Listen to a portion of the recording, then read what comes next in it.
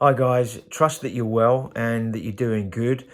Just want to give you an update on the government guidelines that were given out about July 19th onwards and what that's going to look like for us on Sundays for the foreseeable future, the next 4 to 6 weeks or so.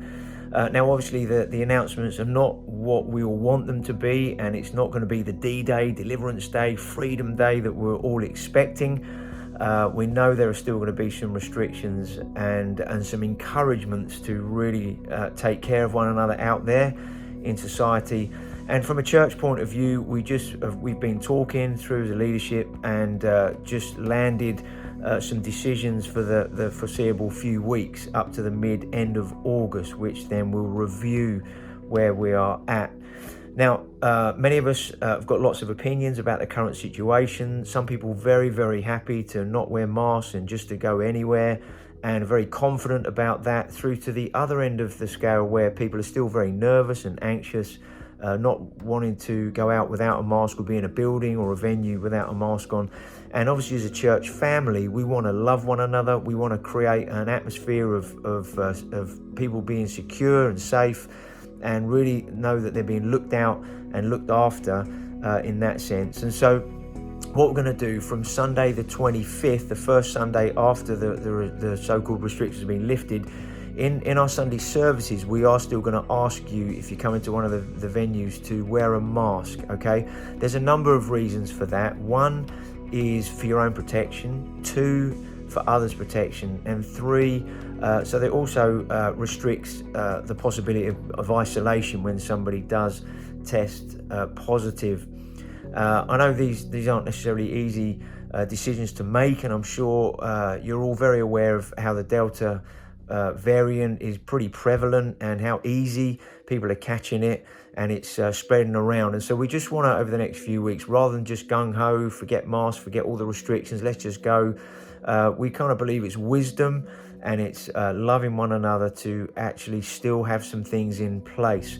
Now, there's still going to be lots of space in the venues. We're not going to cram everybody in.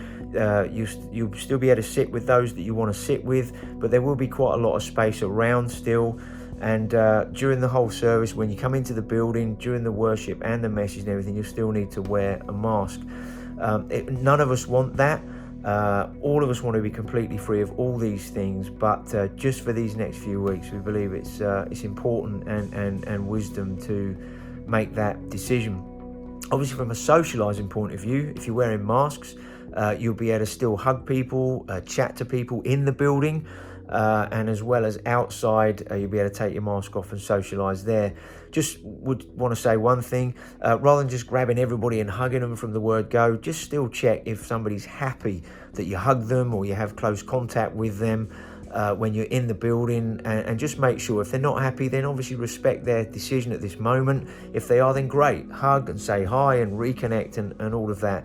But let's just make space for one another. Let's love one another, support each other. Let's help to create an environment of safety, security, where people who are coming on a Sunday really feel like, yeah, everything's going to be all right. I'm being looked out for, and everything's going to be good. At the same time, we're a people of faith, and so we're not expecting to catch the virus and all of that. We can still apply that, but we just need to be practical and wise at the same time in the decisions that we're making. Obviously, the online church at home is continuing throughout and is going to continue anyway. So if you're still from the point of view of, I don't want to come on a Sunday until there are no restrictions whatsoever, then we still have church at home going on, where we can all connect and be together in that way. So I'm sure you understand the decisions that we're making. Children's ministry is still happening in the same way as it has been in the respective congregations that are running that. So let's just stay safe. Let's keep moving forward. We'll update this in a few weeks' time once we get into August as to where things might go, but that's where we're just going to land it at this moment. So bless you guys. Have a good rest of the week.